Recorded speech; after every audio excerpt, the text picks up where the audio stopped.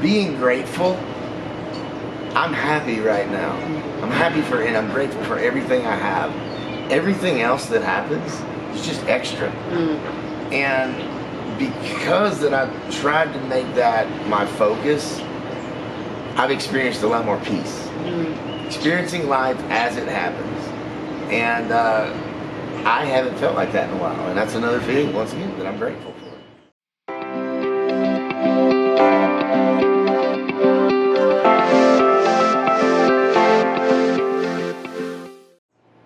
This is Jen Sugarmeyer with Recovery Today magazine, bringing you stories of strength and hope. And I am here with Jared Weeks in Nashville, Tennessee. Jared, thank you so much for being here. Thanks for having me. I'm glad to be here. Your last name is so fun to say. Thank you.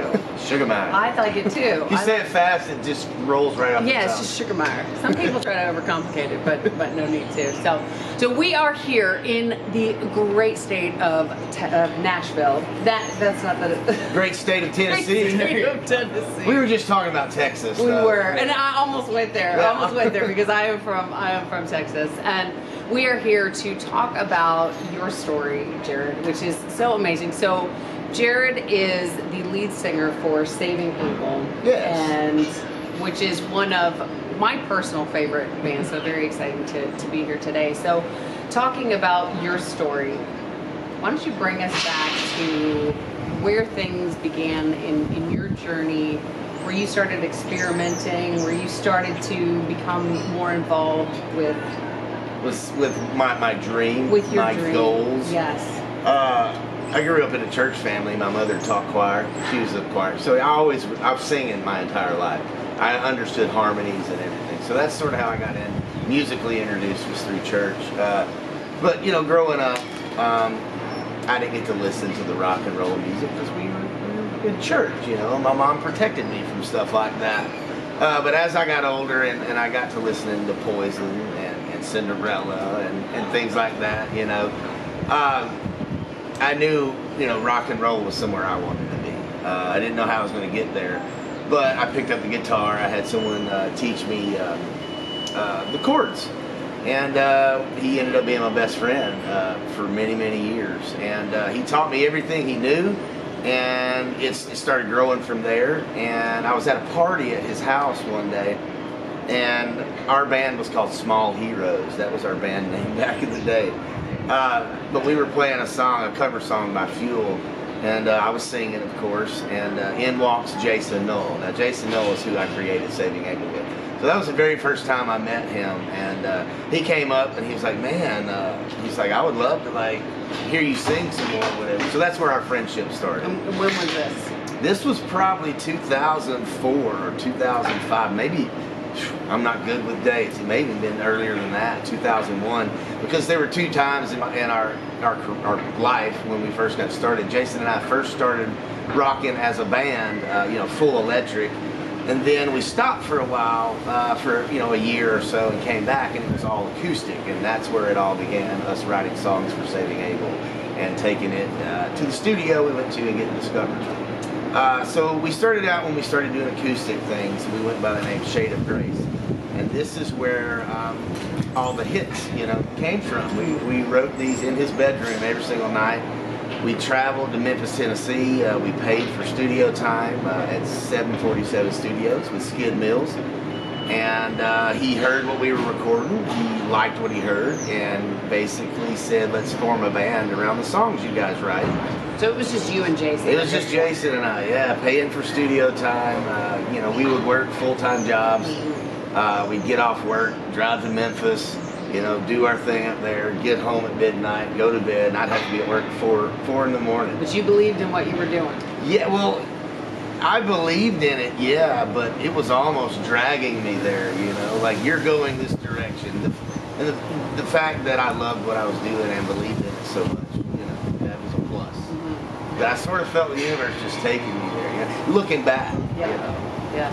Yeah. So that's how basically we got, you know, discovered. We started writing those songs and recording them with Skid. And Skid's a Grammy Award winning like producer. We totally lucked up with him as well. and obviously we wrote and recorded Addicted, and then it took off. That's when life began, should I say. So did he help you? Did he introduce you to other band members at that point? We get in the studio and we're recording, and we needed a lead guitar moment, and he said, well, I know a guy. And he reached out to Scott Bartlett, and Bartlett came in the studio, and we absolutely loved what he did. And basically we said, look, we can pay you for your work, or you could just join the band. And we paid him, but he ended up just joining the band. And it's definitely a staple in our formula and how we sound the way we sound. It's a good decision. I'm glad we made that one. So how did you make the decision to go with Saving Abel? Two names at this point. There were a lot of names that we went through. Roger Dodger, Trans-American was the name we thought for a while, but it was we ended up Googling the story of Cain and Abel, and Jason says that one of the things of the title said there was no saving Abel from his brother Cain, and he just said saving Abel really stuck out to him, and he sat with it for a couple of days, and then he told us how he got the name, and we all felt it was the right decision. Yeah, we went with it. Okay. So Addicted was part of the first album? So we're in the studio with Skid writing these songs, and we put out our own album, which did have 18 Days on it, and Drowning, and a couple of others from that album that went on to our first, when we got signed, record label album. So it was it came at the end of the first album Skid was doing. We recorded it, and we started shopping it to record labels, and then that's when they bought it. So it was right at the end of the very first album that we did ourselves. And then once we got signed, Addicted went on to that album, and that was the song that they wanted to push. And that's the song that really went all to the top. Yeah, that song changed my life forever. So you went from garage band, going to Memphis, chasing this dream, to having a #1 song. I say it so, and the way I say it is, we were handed the keys to the kingdom at a very young age. Yeah. Like, we hadn't even been a band that long and done that many shows. The song just outran us. Wow. So we learned stage presence, we learned how to be a band, how to play together, all that stuff on stage in front of thousands of people every night. Wow. Until we just picked up on it, Yeah. So you were out doing tours and just jumped full on in. Yep. What'd your family think? My mom was always one of those, I'm always praying for you, but I'm pretty sure that they were happy. They tell me that they wouldn't have changed anything, the decisions they made, and letting me turn my music all the way up, never asking me to cut it down, and always being supportive. They were really grateful at the moment as well. Yeah. They were along for the ride. They've never not supported me. Yeah. Are they in Nashville as well? Well, they're in Mississippi, in Corinth, Mississippi. Okay. Hometown. Oh, okay. Yeah, they're still there. Yeah. Okay. Enjoying retirement. Yeah, good. And watching you grow. Yeah. They're only 3 hours away though, so they come visit all the time. Yeah. Amazing. So let's talk about what's going on in parallel with your career. You have overnight success. Yes. And to anyone who's not experienced that, it's hard to It's very overwhelming. Yeah, I can imagine. I mean, it's fun. Yeah.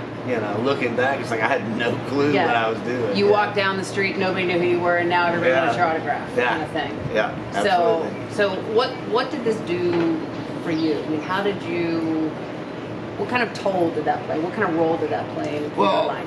At this point in my life, when I'm looking back, I'm thinking I didn't have the tools to actually survive something like that. Not that I was set up for failure, but childhood trauma always plays a role in the type of person we are, and we all got childhood trauma.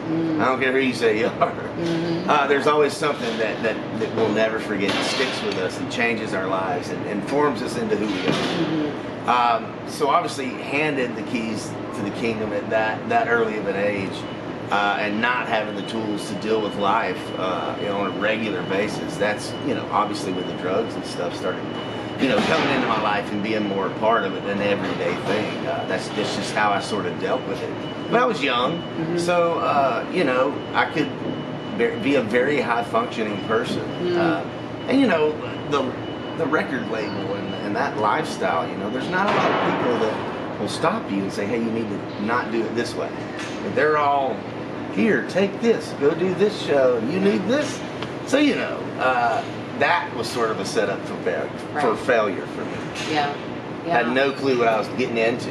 Yeah. Loved being there. And having the support of everyone around you to continue on. Yeah.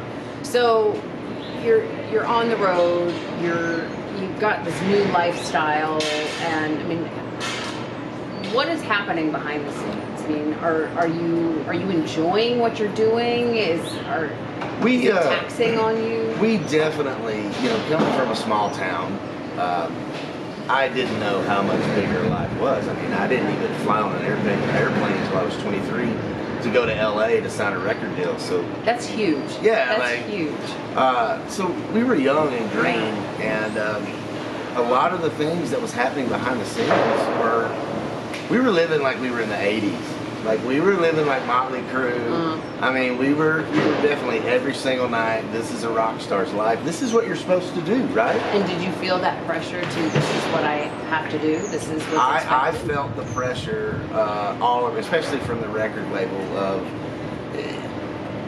they made us work really hard.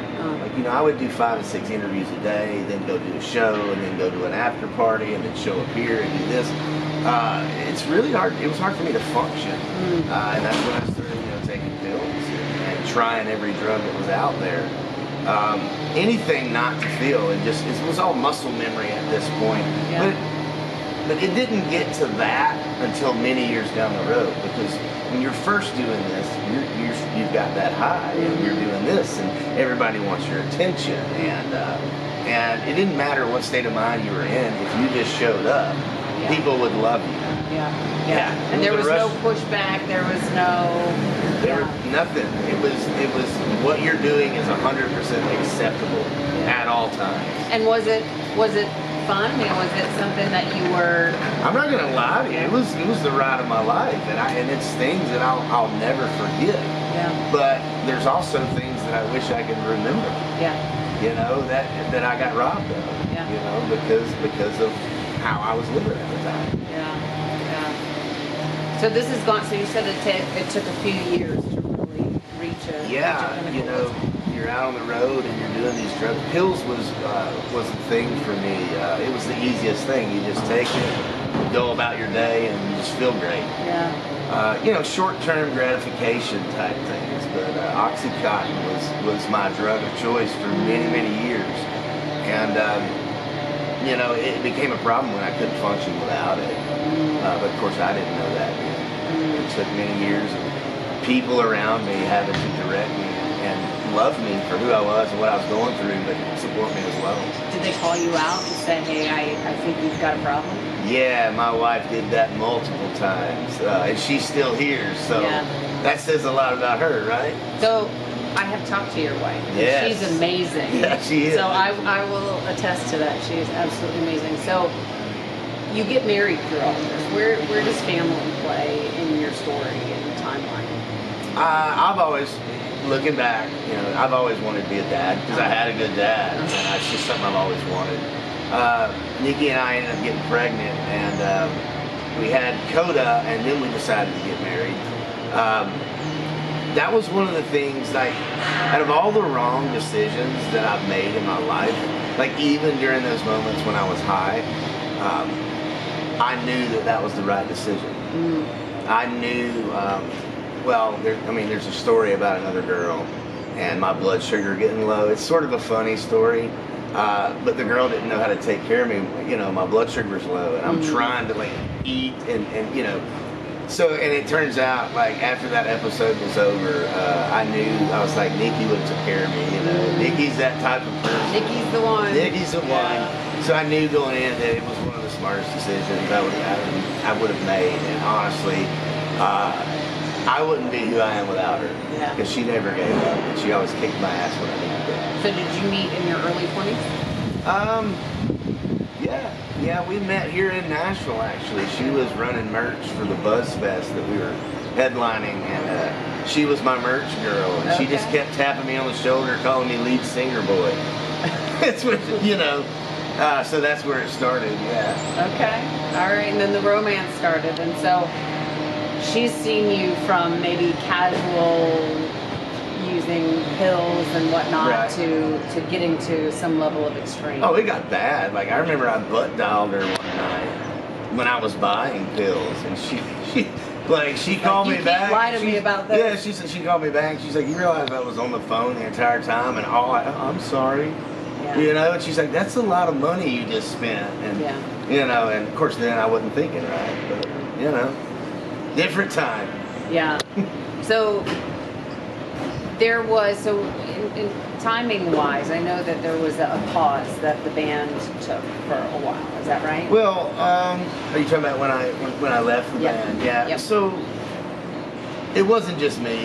I mean, with our problems, we were young and green. We were thrown in really early. Had to learn ourselves, and people deal with that in different ways. And there was a point in our career where I think the band we needed a break, but it just wasn't. I wasn't willing to go on with them the way they were living at the time. And what was it inside of you? What were you Well, feeling? I knew that it was just time, because I didn't want to live that way anymore. Yeah. And I went and I got sober off the pills, and I came back out on the road, and we talked with the guys. And you know, you're grown men, you can make your own decisions, but I need this from you while I'm here. Mm-hmm. And you know, of course, it's always hard. You know, there's always drinking, and we play in bars.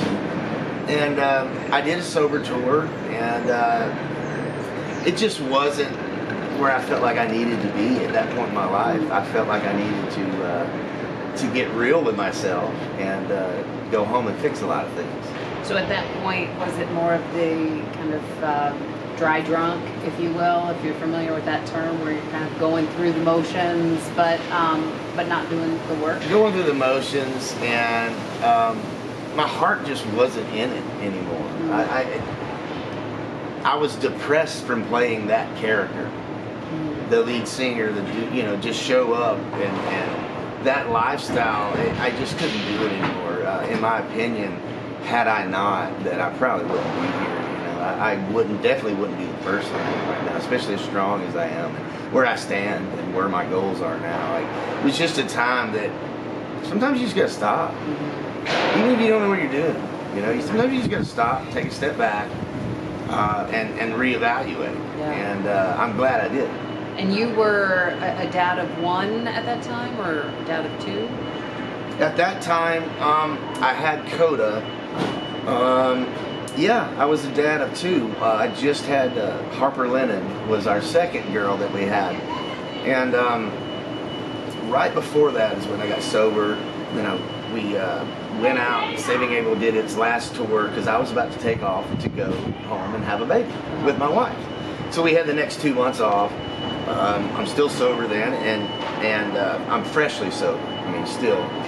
So we're in the hospital, or we're up in Phoenix where we're going to have the baby, and then we get the call from the Hinder camp. Their lead singer ended up having to go to rehab, and they were wondering if, you know, now that I'm sober, would I come over and sing some shows with them? And of course, my wife's like, "Go! We need the money. We're about to have a baby."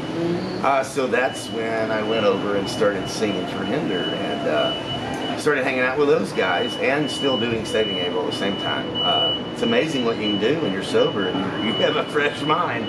I remember How many more hours in the day you have to get things done? I flew back and forth at least 15 times in 1 month. I remember, just to do Hinder show, then Saving Abel show. Wow. But it went well with Hinder, and they ended up doing a whole other tour with me singing. So it's funny, you know, I feel the universe just, it directs you and it leads you if you're willing to listen, you know. Yeah. And so Hinder offered the job, and I wanted to do both, and which I get. And they're like, "No, it's either one or the other," which I get, you know. So I ended up staying with Saving Abel and continuing to go through the motions of, I'm sober, here I am. We're still doing the same lifestyle. These guys don't, you know, it's just time. So I ended up exiting out. What did that feel? What was that moment when you told them? I mean, there's a lot of history there. I was still confused when I was telling them. I was still confused and not sure if I didn't know what I was doing. I just knew that I couldn't go on the same way anymore. Yeah. And that's kind of how I explained it to them. And of course, you know, I had my own drama with a few of the band members, especially, you know, the member I created the band with. We had a good brother talk. Yeah, so when I told the band members, was at a point in my life, you know, I was just going through the motions. I was still there. I was still sober. Of course, the other guys, you know, they have their own problems and their own, you know, how they deal with life. And so there was always alcohol and other drugs around. It was really hard. But like I said earlier, it was time. I didn't know what I was doing, but I couldn't go on living that way anymore. Especially being freshly sober, you know, like little did I know that I had years of therapy that I needed to deal with everyday life. But back then, I just knew that I couldn't deal with it, and I had to make my exit. Yeah, and you know, being freshly sober, I know, having gone through it myself. I mean, there's a lot of raw. And it's everywhere. You know, if you're an alcoholic, you wouldn't work at a bar. You know what I'm saying? And that was something that.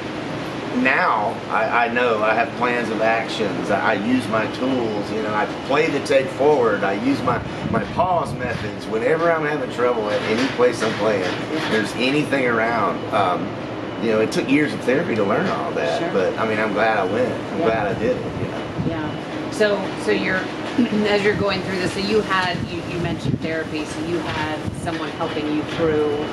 And what to expect and talking through. I did. I really enjoyed just talk therapy. Yeah. Because, you know, I had a habit of just holding on to things. Right. And it sucks. Just like cancer. It's like a little bit and then it just. And then you wonder why it's so heavy. You're like, God, you know, and it's like, how about unpacking that? Right. And get rid of stuff you don't need. Right. So that was something that I learned in therapy, was how to heal from childhood trauma. And it's helped me, you know, in certain situations today, you know, to make the right decisions, or to not have the angry response, or to be more humble and more grateful for the things you have in your life now. So I'm really, like I said, grateful that I went. So now what about your relationship? Because you've seen it on all different sides. Are you able now, has sobriety helped with your ability, and I don't mean just with Nikki, but just people in general, being able to connect deeper? Well, the relationship that I have with people now, I'm a little bit more confident in who I am and the story that I have to give. You know, a lot of times in my life, you know, people looking at me, and I always think that I have to make them happy. And that was something I struggled with for a while, and what I learned is, if you're not happy, you can't make anybody else happy around you. And I'm just enjoying life now as it is. You know, life doesn't have to be at a 10. It doesn't have to be at a 1. You know, sometimes you just got to get used to it being at a 5 and realizing everything's okay. Everything's temporary. And I'm enjoying life a little bit better, you know, being present, especially the small moments with my kids, obviously. Even the moment, like my drummer, he's brand new. He's never been in this lifestyle before, as far as being in the public eye and popular, and people ask him all the time for his autograph and his pictures, and he just doesn't understand, you know, why people want this, and, you know, realize it's just a moment for them. But watching him go through these things reminds me of who I was back in the day, and I wouldn't change any of it because I'm proud of who I am right now. Yeah. It reminds me of my favorite Dr. Seuss quote, which is, you never know what moment will become a memory. And so, absolutely. You know, every single day we have tons of opportunities to have memories, and we just never know what they are. But we have to be present. We have to be present, and being present, you know, allows me to respond rather than react a lot of times. Because, you know, a lot of the times the reason we're stressed and unhappy is simply because of the things we react to. And it's really calmed me down a lot, knowing that everything is temporary, and it's not going to be like this forever. And these moments, you can make the choice to respond rather than react. Choice is one of my absolute favorite topics. That, I believe, is where the true power is. I struggled with decisions for a while there. Yeah. Well, and you know, a lot of times we think the world is choosing for us. Right. And it's getting in the driver's seat of our own life. making the choice to be happy, making the choice to take our life That's back. tough. It's tough for very me. tough. Like even currently, as good as my life is right now, Yeah. it's tough to choose. Like, how do you choose to be happy? Yeah. Well, a lot of times, when I'm having a hard time, I choose to be happy. Sometimes I give myself a time limit. You can only feel this way Yes. until 11:30. Yes. And then you're done. Perfect. But a lot of times, it lasts longer to past 11:30, and then I start in my head making a small list of what I'm grateful for. I don't care if it's just a washer and dryer. It puts my brain in a different vibration, in a different mood, and it changes the way you feel for that day and in that moment. Gratitude combats everything. Everything. I agree with that. Yeah, yeah. I mean, even I have a fork, and Yeah. you know, or your washer dryer. So, Mindset is a big part of it. yeah, yeah. I talk about mindset and like a shower. Like, it's good that you do it once, but you have to do it Right. every single day. It's And not that's- something that you can Which just. is another reason why I'm glad that we're here doing this, because this is something that I really feel that mental health and mental awareness is something that needs to be talked about. I wish somebody would have told me when I was a kid, you know. Yeah. So here I am telling you. And unfortunately, there is still this stigma, which I haven't quite Yeah, like figured we're out. not supposed to talk about it? Yeah. You kidding me? Well, and It's like, to me, it's the, you know, we've got this holy trinity of health. We have mind, body, soul, and we know we need to work out our bodies. We know we need to take care of our soul, but what are we doing for our mind? And as soon as we talk about mind, people get a little uncomfortable Right. because it's almost like they admit they don't have it all together. right. But we all have mental health. Absolutely. I think it's one of the most important things, because I look back at my life, and you know, my wife, she had childhood trauma as well, but her mom, you know, at her age, put her in therapy, and of course, you know, she learned a lot from it, you know, and then here I am at 38, just now going into therapy. And I mean, but I look at her and I just think, well, look what it did for her. So, you know, that kept me going. Now, how about with your children? Do you talk about mental health? I do. I you know, sometimes when it gets loud in the house and the girls are arguing and Yeah. life is life, you know, I explain to them that, you know, sometimes Daddy mentally can't handle this right now. Yeah. And what I need from you is to help. Yeah. And so they're aware that you're allowed to ask for what you need, and we're all in this together. So how do we work together to help Dad right now? Or if it's reversed and my daughter needs a moment, like how do we work together to help her right now? And it's newer to me to try out this way, but I'm enjoying it, and it's progressing now, and I'm developing a better relationship with my kids. Yeah. On how I communicate with them. I can imagine it feels more like a unit. That Yeah, there's everyone has. These are my people. Yep. This is our machine. Yep. This is who I get for the rest of my life. Yeah. So how do we do this? Yeah. How do we do this, guys? Let's do this together. Yeah. We're better together, you know. I love it. I love it. So tell me about your girls. My girls, I have a 11-year-old named Coda Rain Elizabeth Weeks. We went with 4 names for all our kids. She's the greatest. She's my favorite. Just don't tell the other 2. I'll say that about the other 2 as well. She really changed my life. She was the first kid I ever had. I was happy as ever. Then came along Harper Lynn and Phoenix Weeks. She's 8-year-old now, and she's a little weirdo. She wished Halloween was every day of every year. I relate. She loves Christmas, but only if it has a jack-o'-lantern, you know. And now we've got Scout Francis Psalm Weeks. He goes by Scout. We call him Frankie sometimes, but he's my 3-year-old. He's a beast. He doesn't need anybody's help, and he copies everything his sisters do. You know, normal family. It's a busy family. Very busy. They Yeah. each have their own personality. They each have their own voice, and I'm just learning to work with it as I go. Yeah. Yeah. So you've been sober now for Going on, it'll be 2 years in February, yeah. Or Okay. 2 years. Wow. Wow. Congratulations. Look at that. It's gone by really quick, actually. You know, I mean, I wonder if this is how you're experiencing it, you know, but you get 1 day, you get 2 days, and then you fall off, and that just felt like forever. I did that a couple of times. And the trick that I taught myself is, this isn't where you messed up, but this isn't where you want to be. Yeah. So pick yourself up, dust yourself off, go forward. Don't. All you lost was your sober days. Yeah. That's it. Yeah. Because I remember I had like 6-7 months, and boom. Yeah. All you lost was your sober days. Yep. You didn't lose who you want to be, who you are. That's right. So, and other people, my wife understood that as well. I don't want to sit here talking about how I messed up. I'm sorry. I apologize.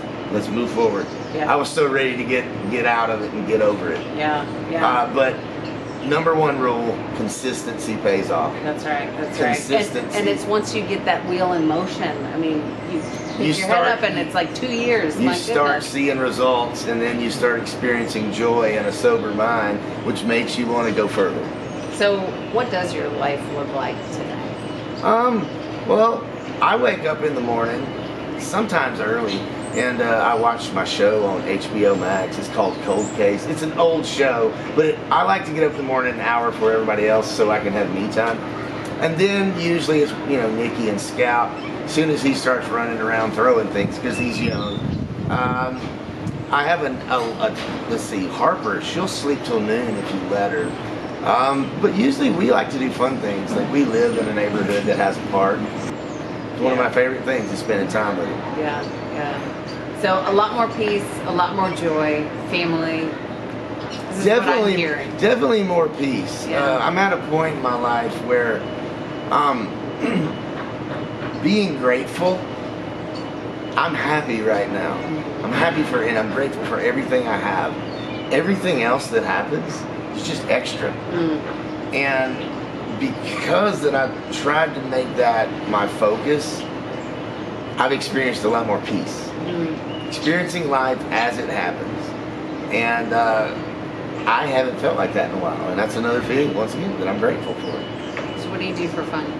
What do I do for fun? I like going bowling. Yeah. I've got another... Are you good? No. Okay. No, but it's fun and learning. I've got another project that I do. I work with charities. I do Bikers Against Bullies. Oh, okay. It's the biggest anti-bullying campaign in America. Yeah. And we go to schools, and my buddy Flash, the CEO of the charity, he goes and we talk to kids about choices and consequences, good and bad. And I play some music for them, we sign autographs. We try to get, just some positive. I try to put good back into the world. That's what I do. I get joy from it. Yeah, I love it. Now, is that all around Nashville? That's all around. That's all around the entire nation. Wow. We've done Idaho. We've done Phoenix. We've done South Dakota, Montana. We're trying to outreach. There's different chapters of Bikers Against Bullies in each state. So we're trying to get the chapters together so we can come and go to the schools there as well. I also work with Jared Blake from season 1 of The Voice and Big Vinny from season 12 of The Biggest Loser. We have a company called Nashville Cartel, and we work with charities as well, where we bring artists in and. The tickets, well, this happened during COVID, is when we started this. We started selling tables because we had to apply by COVID restrictions.